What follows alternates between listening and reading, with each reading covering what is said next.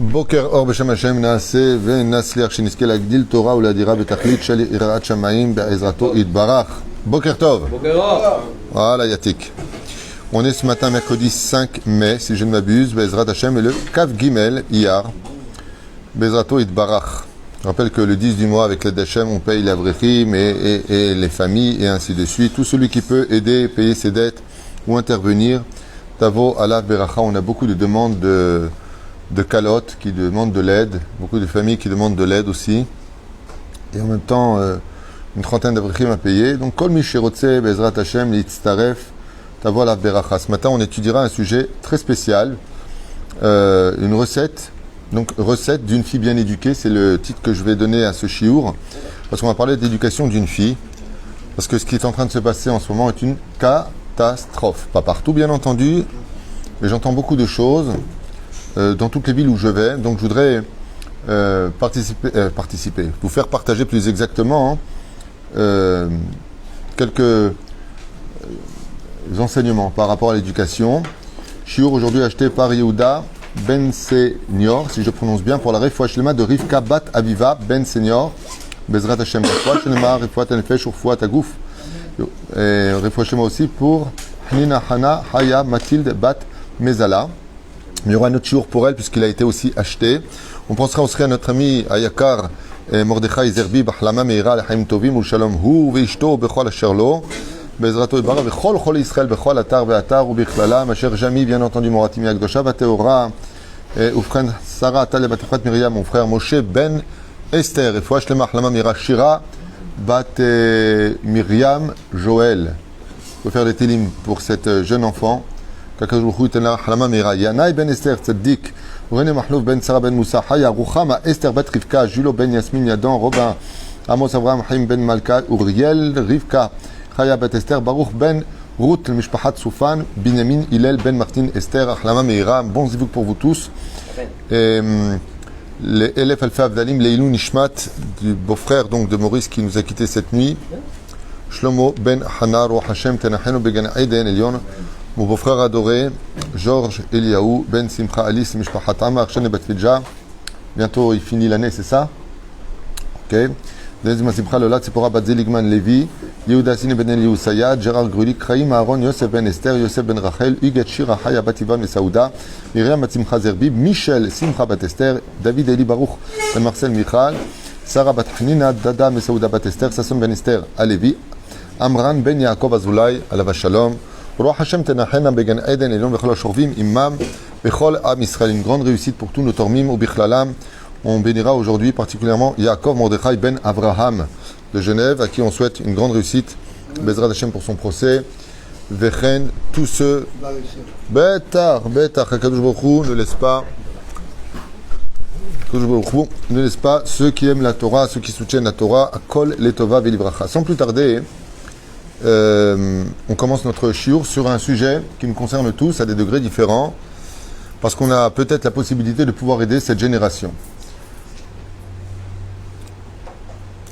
Tous les critères d'éducation qu'ont eu nos parents ont disparu aujourd'hui. Les données sont totalement différentes, le jeu de cartes a totalement changé.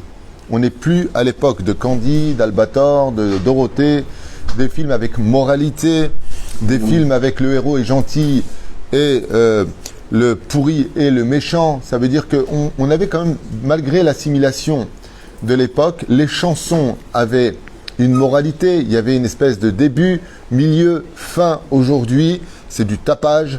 Aujourd'hui, c'est du n'importe quoi. Et le pire, c'est que les valeurs morales existaient de tout temps. Hein? Et ils vont même obliger dans les dessins animés maintenant de mettre des homosexuels. Ils vont aujourd'hui obliger, effectivement, dans les dessins animés de mettre des homosexuels, même sur les applications qu'on a, quand on voit, tu sais, comment ça s'appelle le truc, le sourire, comment on appelle ça, les émoticônes. Alors vous avez bisous, un garçon, une fille, bisous, deux garçons, bisous, deux filles. C'est-à-dire qu'on est en train d'implanter vraiment Hachem n'a pas Que- que ça existe. C'est ce que tu trouveras dans toutes, Non, j'ai pas de malheureusement, ces applications. Chacun fait ce qu'il veut, mais de là à les normaliser, les éduquer de cette façon-là, selon le judaïsme et la Torah, ce n'est pas acceptable du tout. Donc vous voyez bien qu'on est dans des dimensions totalement erronées par rapport à l'éducation de nos parents et on a l'habitude de nous cacher derrière El Malasot, c'est la nouvelle génération. C'est comme ça que ça se passe aujourd'hui. Zemayesh, on n'écoute plus les parents. On ne peut même pas donner une fessée à notre enfant s'il nous a manqué de respect, chose qui fait complètement partie de l'éducation. Mais on va expliquer peut-être certaines recettes par rapport à cela. La première des choses, puisqu'on va parler des filles aujourd'hui, c'est de comprendre que l'éducation d'une fille, contre toute attente, est beaucoup plus importante encore que l'éducation d'un garçon. Et pourquoi ? Car même si le garçon est assujetti à fixer un temps d'études, il n'en est pas moins qu'un garçon qui a réussi son parcours d'être bien éduqué, d'être Yerushalmi, d'être un Ben Torah, eh bien, il pourra sauver éventuellement sa personne et quelques personnes.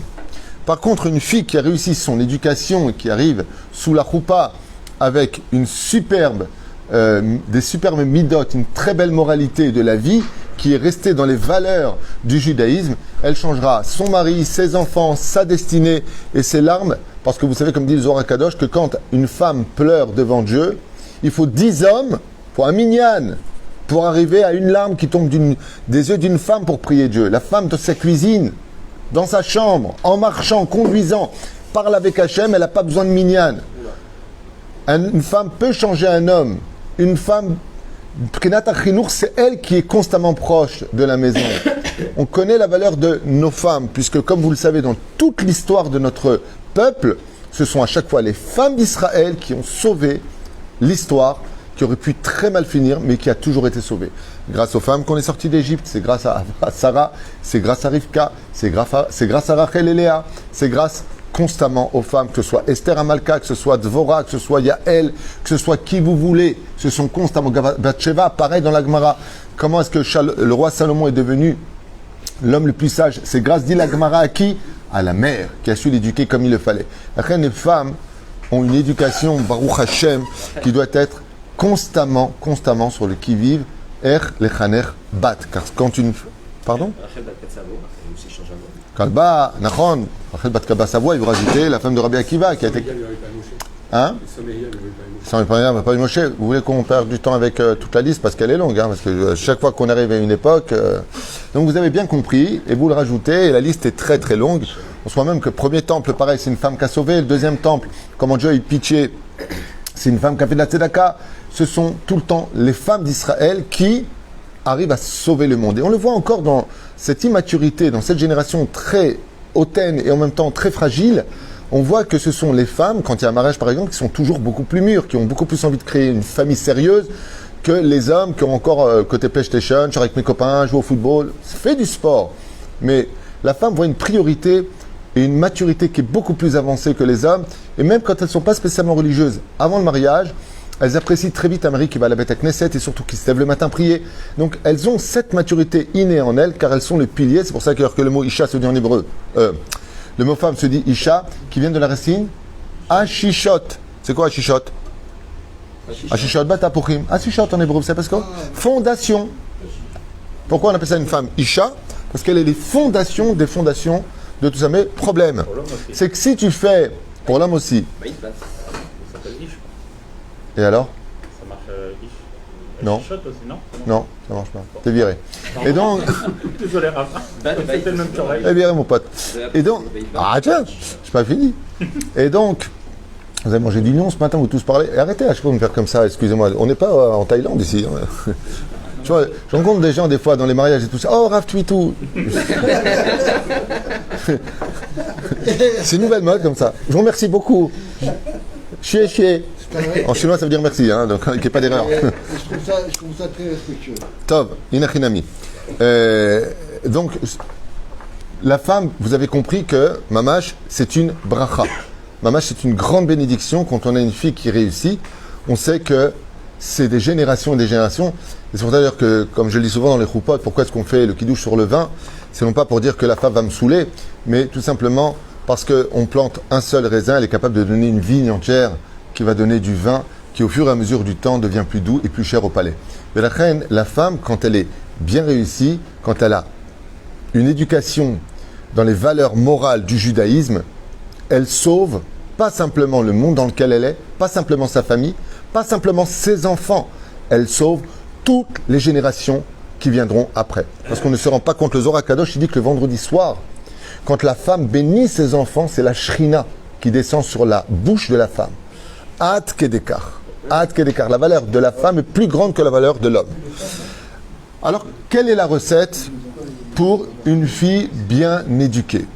Je ne dis pas que ça réussira à 100%, mais j'aimerais vous faire partager plusieurs enseignements de beaucoup de livres en synopsis sur 10 points. On va prendre 10 points, si ça vous intéresse, pour l'éducation. Avant cela, je voudrais vous donner un point très important. C'est le plus important de tous. Donc on va éliminer sur les 10 points le premier point.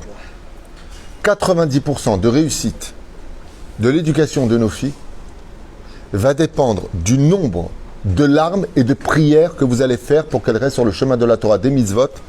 Je répète, 90% d'une éducation réussite demandera tous les jours des téhilim et des larmes de prières pour que votre enfant reste dans la Torah.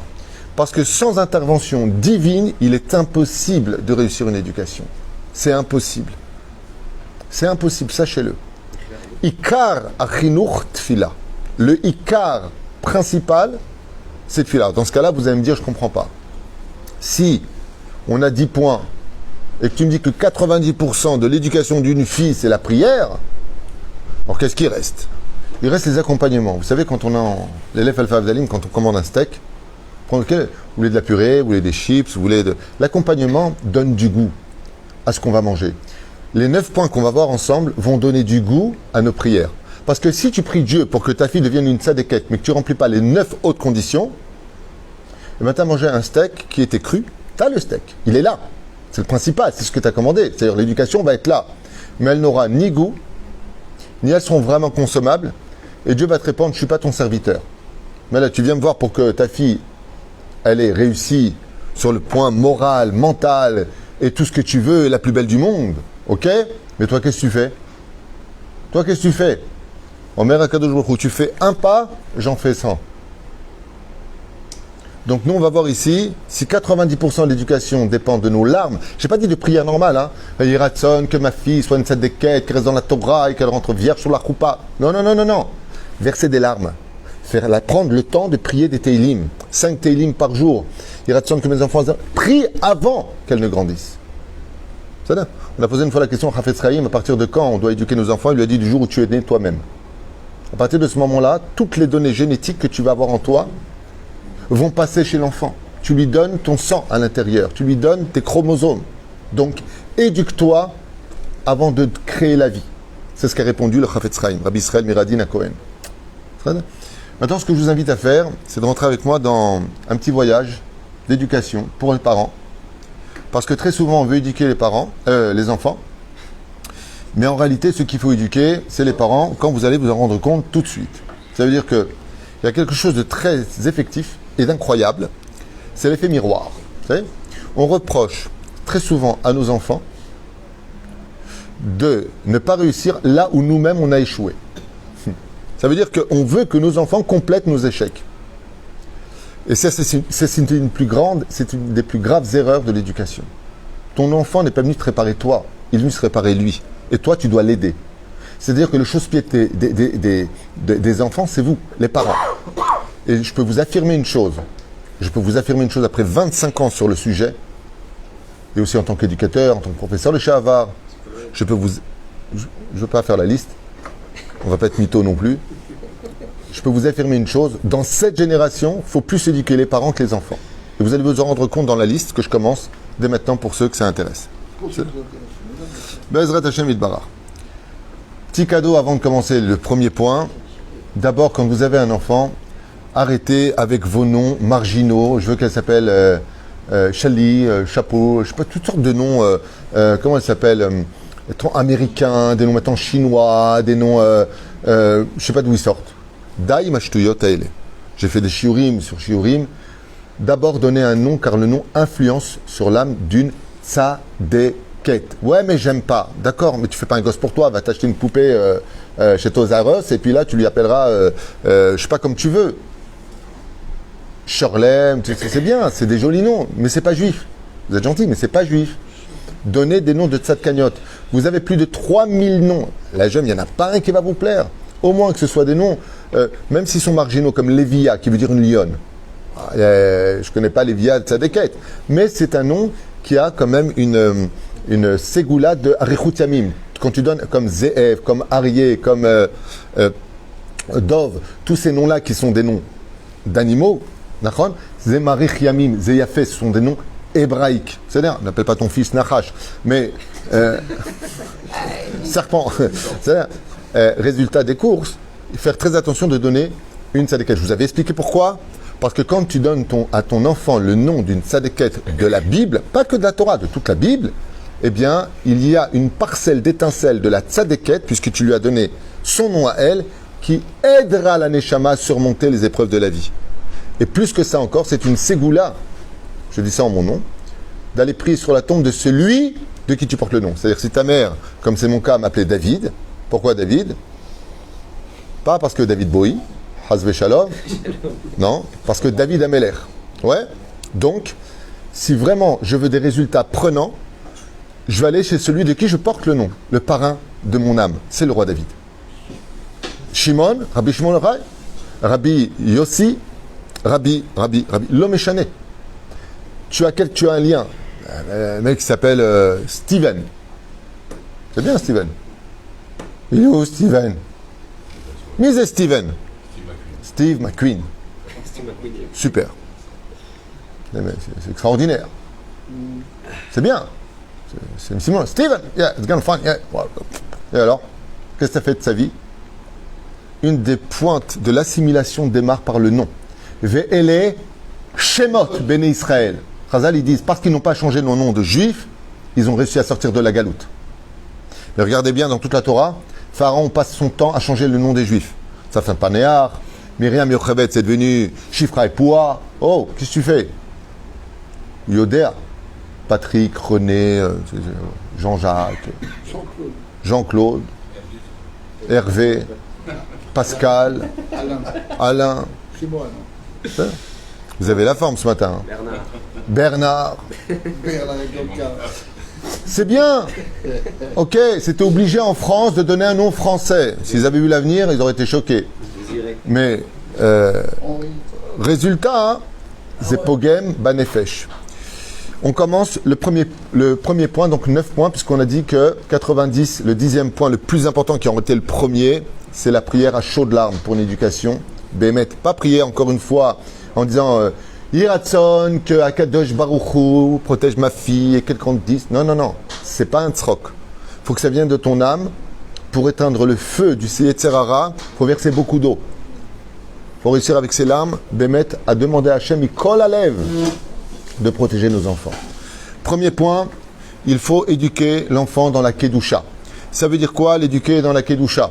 Ça veut dire que si tu regardes des films et qu'après tu vas avec ta femme, étant donné que tes yeux sont reliés au cerveau qui lui-même est relié à la semence, quand tu envoies la semence pour créer ton enfant, rentre à l'intérieur toutes ces actrices que tu as vues dans l'âme de la personne qui va naître. C'est-à-dire, référence Zohar HaKadosh. J'ai étudié ça il y a plus de 30 ans, je ne me rappelle plus exactement ni de quel paracha, ni de quel truc, je ne me rappelle plus, mais en tout cas, ça venait de là-bas.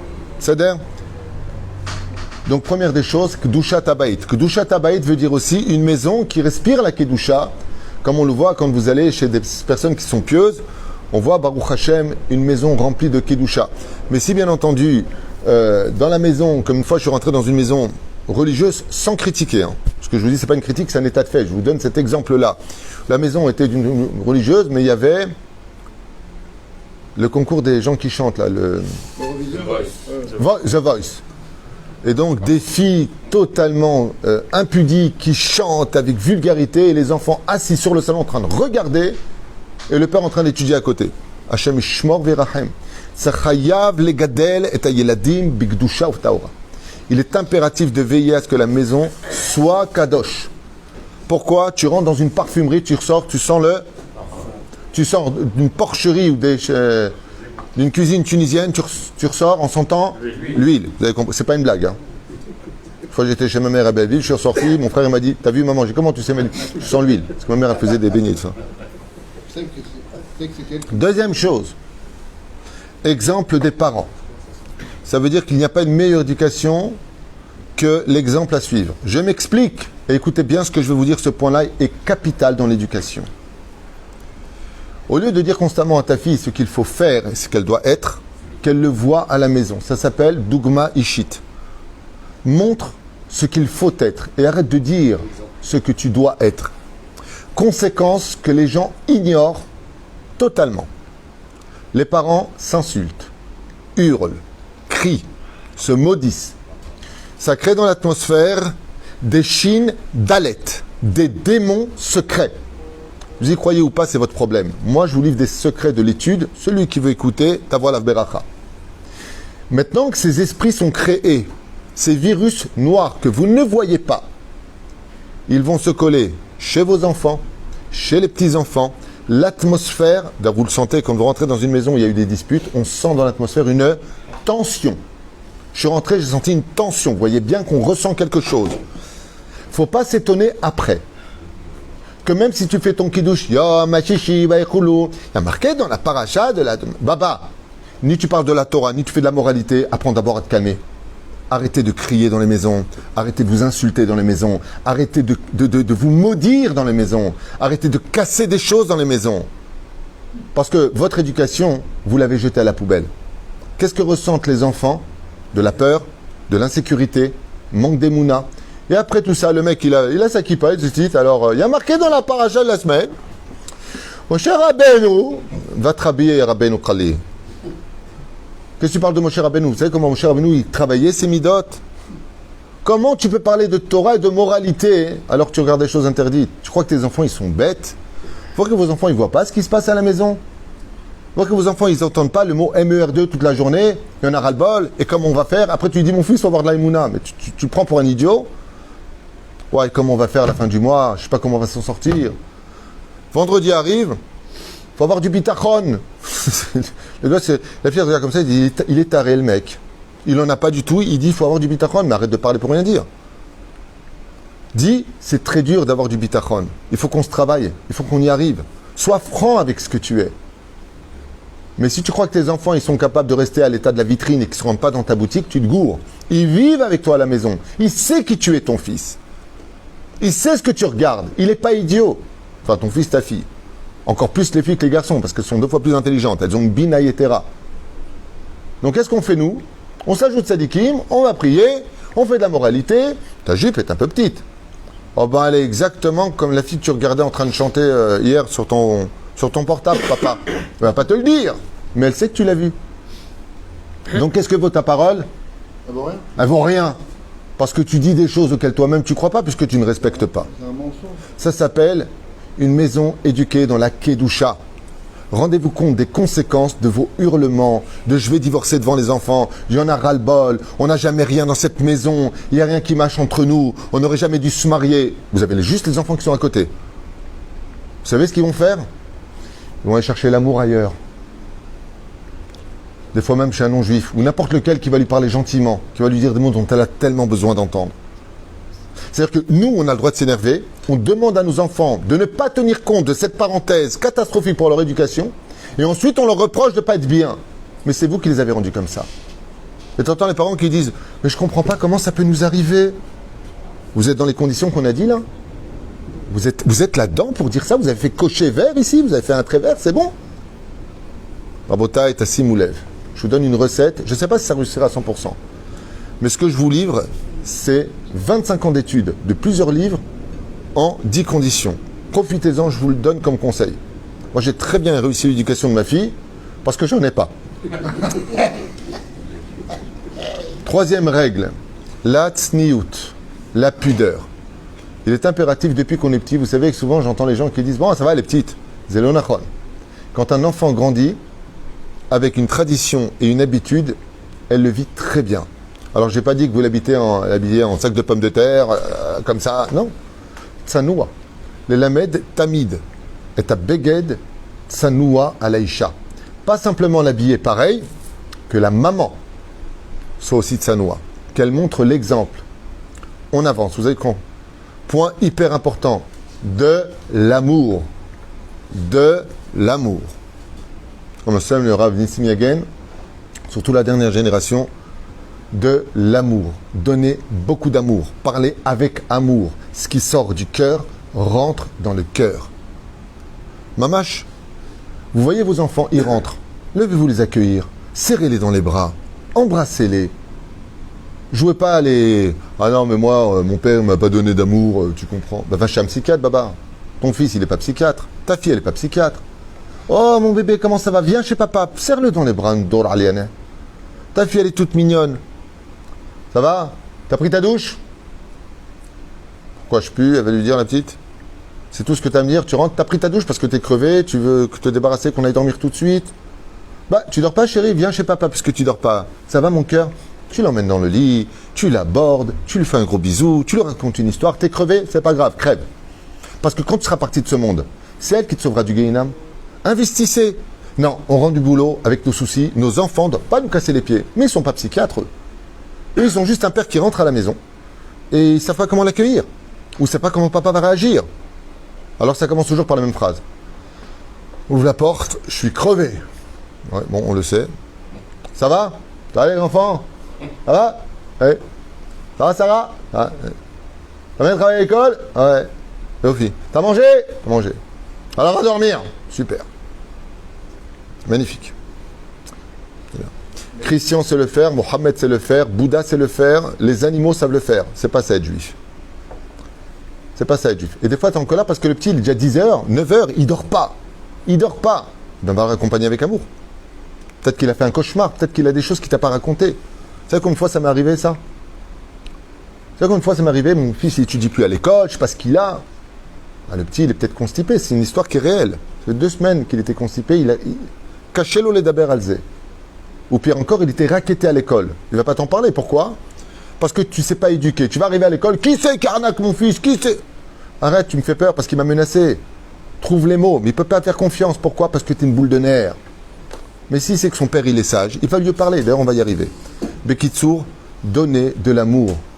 Tous ces enfants qui sont morts à Méron et Tsarino arabe. Vous savez combien les parents aimeraient les serrer dans les bras?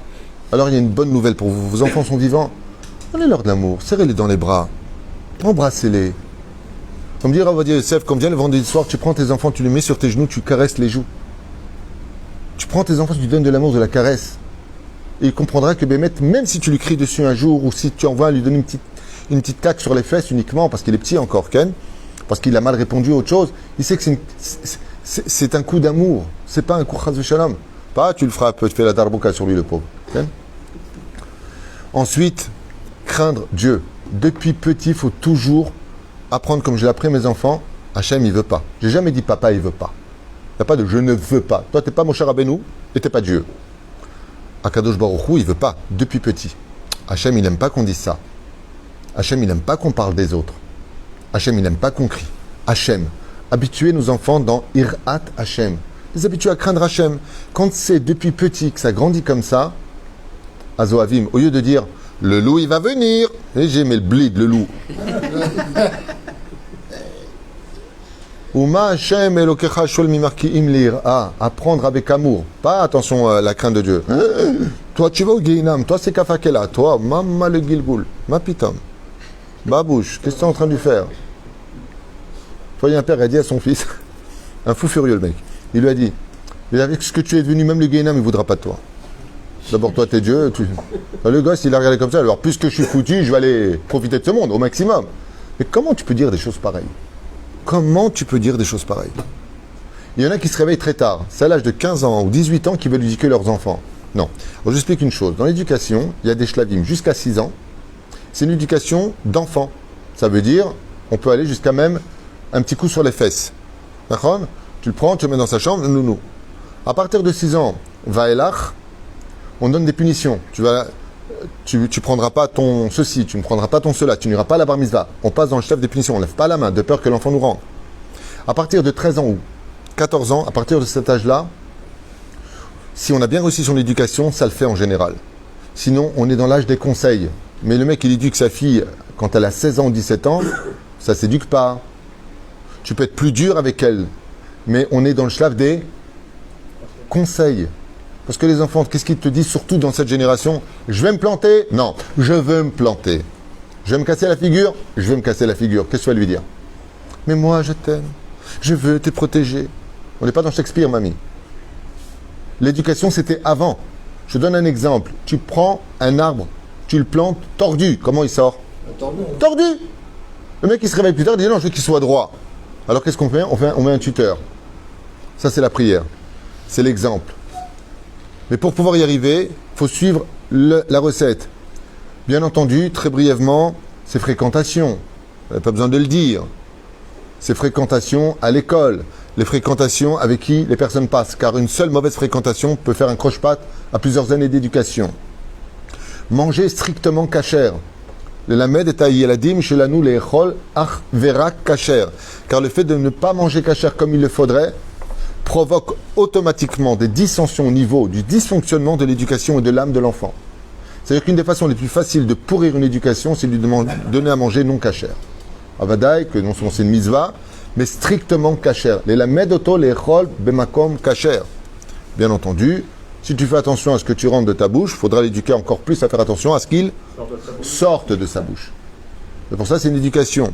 Les gros mots, les cris, les énervements. Tu ne peux pas dire à ton enfant, arrête de crier, alors que lui-même, il a pris exemple sur toi de crier. C'est comme un père, il était tout le temps absent, tout le temps absent, tout le temps absent. Un jour, il s'est calmé, il a fini ses bêtises, il est rentré à la maison.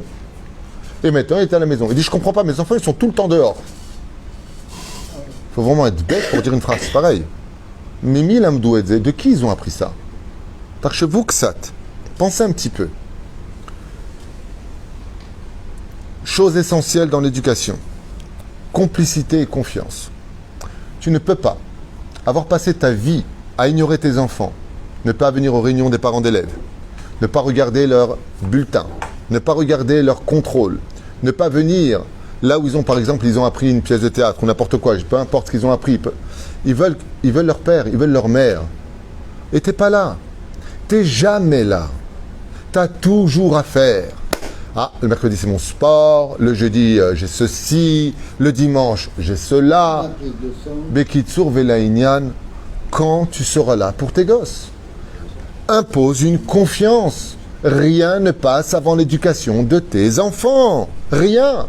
Et d'un coup, ça y est, on a un peu plus de temps. Réponse, trop tard. Maintenant, j'ai plus besoin, ça y est, j'ai eu mon bac, papa, Toda, j'ai plus besoin. Au contraire, moi je te vois, mieux je me porte Ras Veshalom. Lama, parce que tu m'as habitué à ton absence. Et le mec, maintenant, il revient. Oui, je comprends pas, viens parler avec papa. Pourquoi tu veux que je te parle? Pourquoi j'étais pas au courant? Mais depuis quand je te confie mes choses? Depuis quand on est complices, toi et moi? Depuis quand on est ensemble? Depuis quand? Ici, depuis petit. Tu amènes ta fille au lit, tu lui parles à son cœur, et il y a une complicité réelle qui se crée, réelle. Alors quand elle a des problèmes, elle va te dire, maman ou papa, je peux te parler, tu sais en ce moment j'ai des pulsions, j'ai des envies, c'est peut-être les hormones, j'ai rencontré quelqu'un, j'ai un peu peur. Et poser des questions. Si tu es complice depuis petit, cette confiance se perd plus. Mais parce que tu as un exemple, parce qu'elle a confiance en toi. Elle va te raconter une chose qui est un petit peu déplacée. Elle sait que tu vas la construire et pas lui dire « Comment ?» Tu as la barbe qui pousse, qu'est-ce qui t'arrive?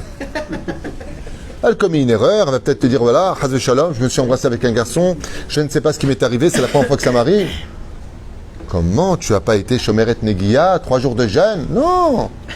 Bémet. Comment c'est possible? Tu vois ma fille, combien il faut être Shomer Negia, combien on doit... Et de là, on passe à autre chose. Écoute, l'erreur est humaine. Ce qui compte aujourd'hui, c'est que tu apprennes de cette erreur. Évite cette relation et évite. Et lui, il est comment? Pourquoi il t'a embrassé? Pourquoi il t'a emmené à cela? Qui est ce garçon?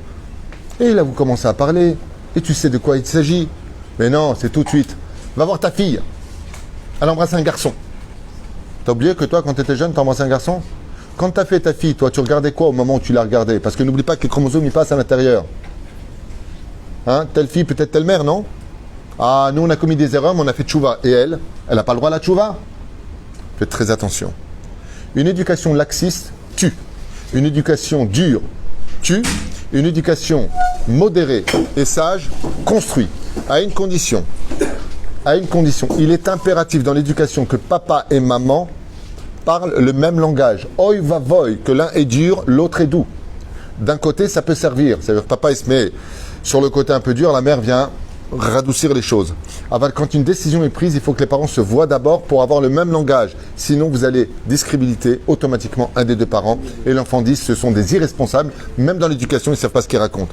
Faites très attention d'avoir toujours la même éducation. L'enfant qui veut aller jouer au football, le Shabbat, l'un dit oui, l'autre dit non, vous avez détruit l'enfant. Il faut que les deux disent non, on ne veut pas. À partir du moment où il y a un équilibre des deux, ça permet un meilleur atterrissage, comme l'histoire du ski, quand ils font le saut au ski, quand ils arrivent en même temps. S'ils perdent un ski, ils s'écrasent. Okay? Je voudrais finir. Le plus grave de tous, le plus grand ennemi aujourd'hui, et là par contre c'est moi qui le dis, je ne parle pas de vos enfants, je parle de halakha qui emmène nos enfants à la débauche, à l'irresponsabilité, à l'illogisme, à perdre totalement toute objectivité de la vie, qui emmène l'homme vers un abrutissement absolu. Ce sont les réseaux sociaux, où aujourd'hui le plus grand Satan s'appelle Instagram. Je n'ai jamais été là-bas, je ne sais même pas ce que c'est, mais j'en entends toute la journée. Il y a même aujourd'hui des vidéos de jeunes filles juives qui se permettent de faire des choses terribles. Il y a des concours de la fille la plus belle, celle qui montrera le plus son... Vous avez compris, son corps. Il y en a même qui se permettent de se filmer en faisant pipi. Après, ils font des choses pour être sur Instagram, parce qu'à ce qui paraît, ce qu'on m'a expliqué, plus tu es vu, plus tu as d'abonnés, plus je sais pas quoi. Un truc comme ça. Donc, qu'est-ce qui marche le plus aujourd'hui? Imaginez que vous sortiez un film aujourd'hui où c'est Autant n'emporte le vent. Hein, le titre, c'est Autant n'emporte la racera. Ça veut dire que s'il n'y a pas dans le film du sexe, de la débauche, des meurtres, du sang et une injustice, le film ne marche pas. Les films de moralité ne marchent pas. C'est pareil dans les vidéos. Et c'est incroyable. Quand vous voyez des vidéos sur YouTube, par exemple, un zèbre se faire dévorer vivant par des hyènes, ce qui est absolument horrible à voir, parce qu'il commence par où? Par le derrière de l'animal, jusqu'à ce qu'ils arrivent au cœur. L'animal, il hurle. Vous avez 1,5 million de personnes qui ont vu. Vous regardez une personne qui se suicide, 5 millions de personnes qui ont vu. Vous voyez des catastrophes, des choses horribles à voir. Ouais, c'est des millions de personnes. Vous avez des vidéos positives, sympathiques, vous avez 100 000 personnes, 50 000 personnes, ça n'intéresse pas.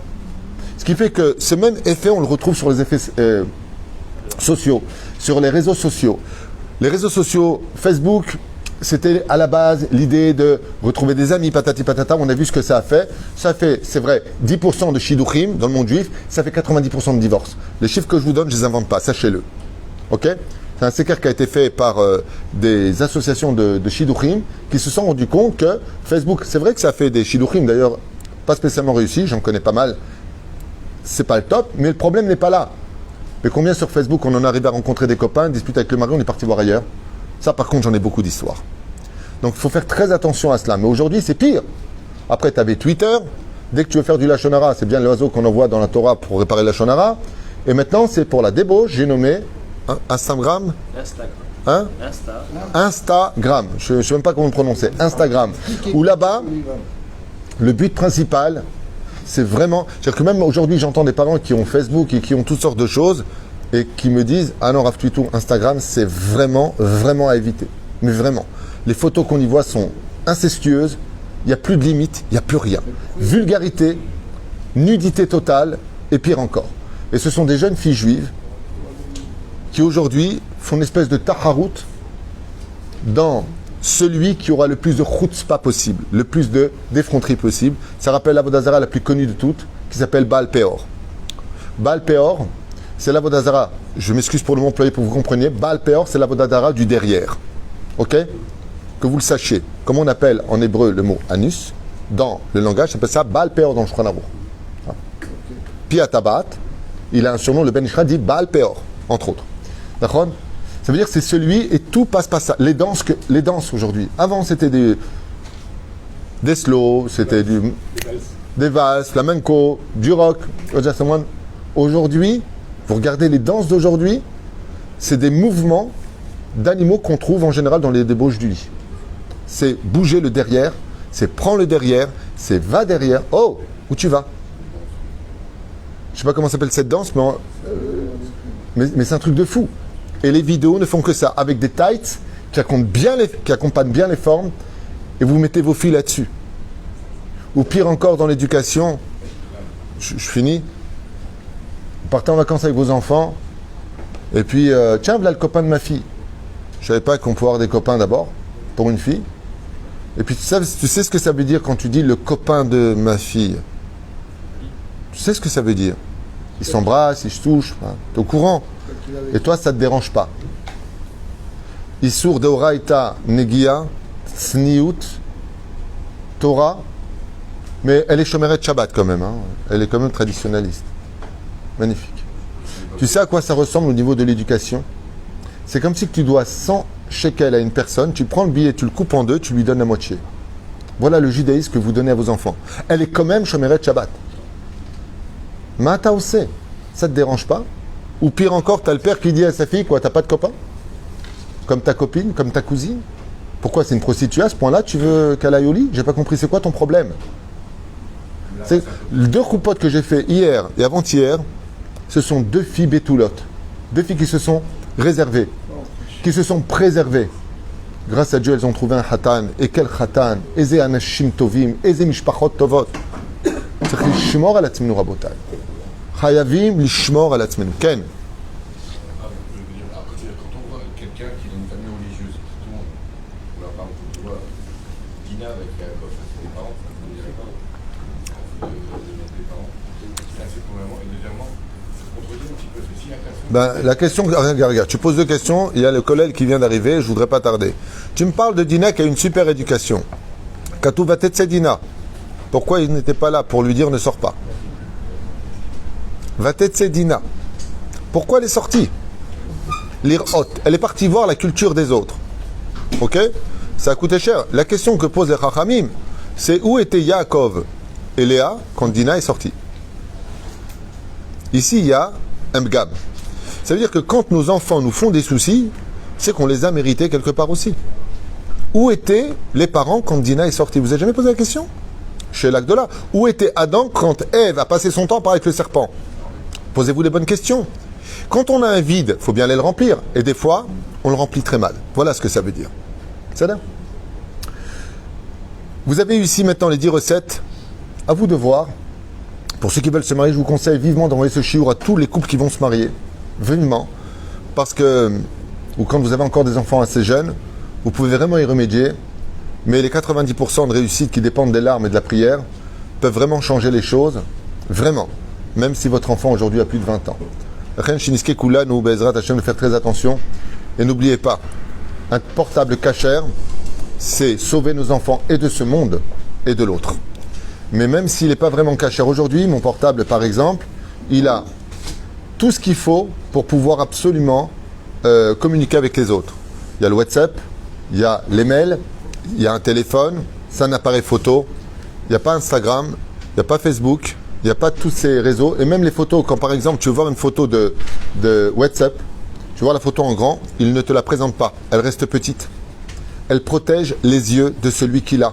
On peut tout à fait vivre modernement avec un téléphone superbe. Les applications, vous les faites descendre. Rav Twitou, vous l'avez aussi pour les shiurim. Pour ceux qui veulent préserver les enfants et qui veulent regarder les shiurs de Torah, les miens ou ceux des autres, peu importe. Vous avez des applications qui descendent aujourd'hui et c'est avec un filtre et c'est parfait. On peut tout à fait être pieux et religieux. Je voulais juste finir avec un homme que je voudrais honorer aujourd'hui. Qu'on l'aime ou pas, c'est votre problème. Moi, je l'aime beaucoup personnellement. Il est avocat ici à Ashdod. Il est avocat à Ashdod. Et c'est un des avocats qui a peut-être le plus de clients que je connaisse. Je ne sais pas combien il y a de clients. Il s'occupe des clients en Israël, et pas que d'Ashdod, mais aussi beaucoup de Chutz Laaretz. Ouais. Vous n'allez pas me croire. Vous n'allez pas me croire. Il a un téléphone Nokia ou je sais pas quoi, il y a 15 ans en arrière. Il est avocat. D'accord? Vous savez de qui je parle? Vous savez pas? Hein? Eli Haddad. Mon ami Eli Haddad, qui a créé sa synagogue chez Morerto, qui lui donne pour ça le mérite d'avoir des enfants merveilleux pour le mariage. Je lui ai dit, comment tu peux être avocat? Les juges, les machins, un truc de fou, avocat. Il a un téléphone, il n'y a pas de WhatsApp, il n'y a rien. C'est que téléphone. Ouais, je ne sais même pas s'il prend des photos son truc. Il m'a dit, c'est pour mes enfants que je fais ça. Comment je peux leur dire, prends un téléphone cachère, si moi j'en ai pas un cachère. Mais en tant qu'avocat, avec tous les clients que j'ai, bien, il n'y en a que Dieu lui rajoute. Si en plus de ça, moi j'ai un cachère, alors que j'ai pas besoin de leur dire. Ils le voient. Kol Tuv Leitraot. D'accord.